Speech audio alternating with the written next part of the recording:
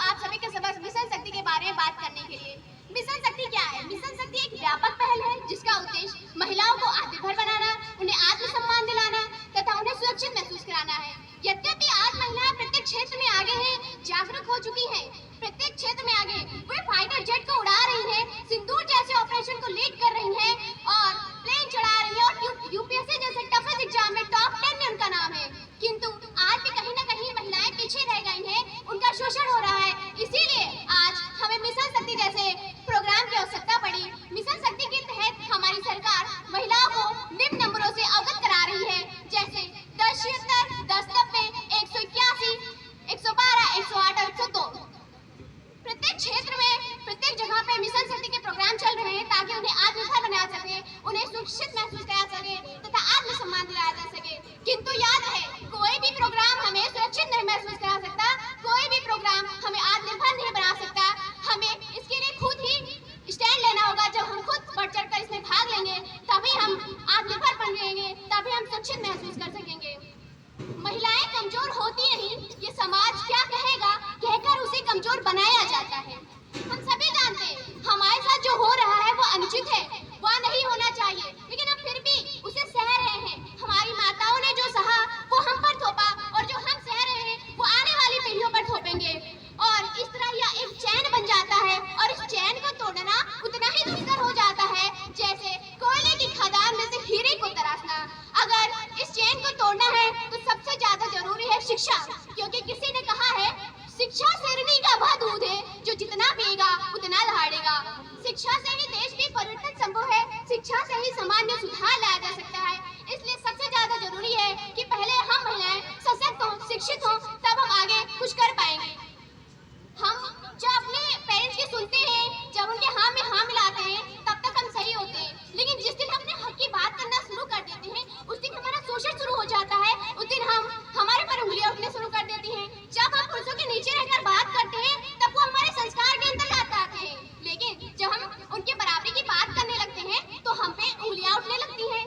महिला वर्ग को इतना कमजोर समझ लिया गया है, लेकिन महिलाएं वास्तव में कमजोर होती नहीं। अगर महिलाएं कमजोर होती तो सतयुग से लेकर आज तक वो परीक्षाएं न दे रही होती। कभी उन्होंने अग्नि परीक्षा दी तो कभी उन्होंने सती प्रथा की तो कभी उन्होंने जोहर किया। क्या कोई आम बात है खुद को जलती हुई आग में जल जाना, खुद को मिटा देना?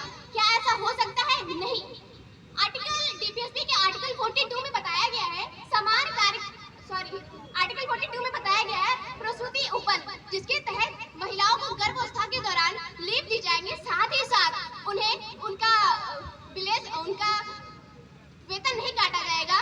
किंतु आज भी मल्टीनेशनल जैसी कंपनियां उनका शोषण करती हैं,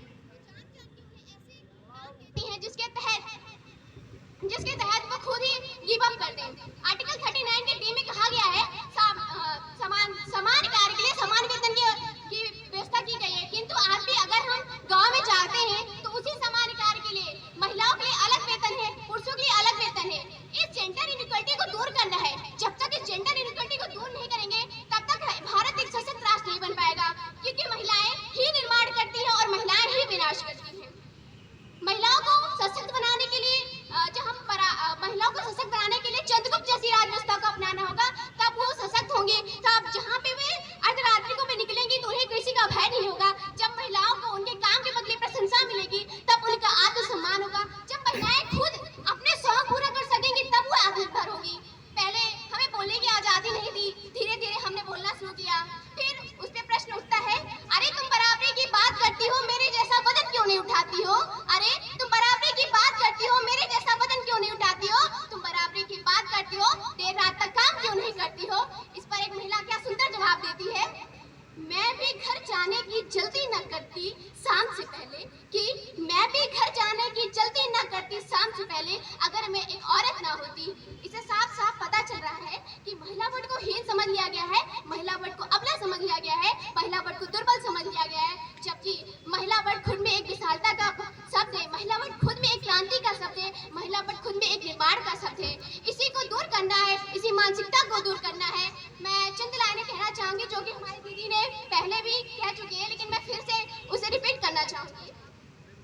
गुड़िया जैसे शौक तुम्हारे गुड़िया सी बन जाती हो, अरे गुड़िया जैसे शौक तुम्हारे गुड़िया सी बन जाती हो, वीर प्रसूता होकर पल पल क्यों निर्भाती हो?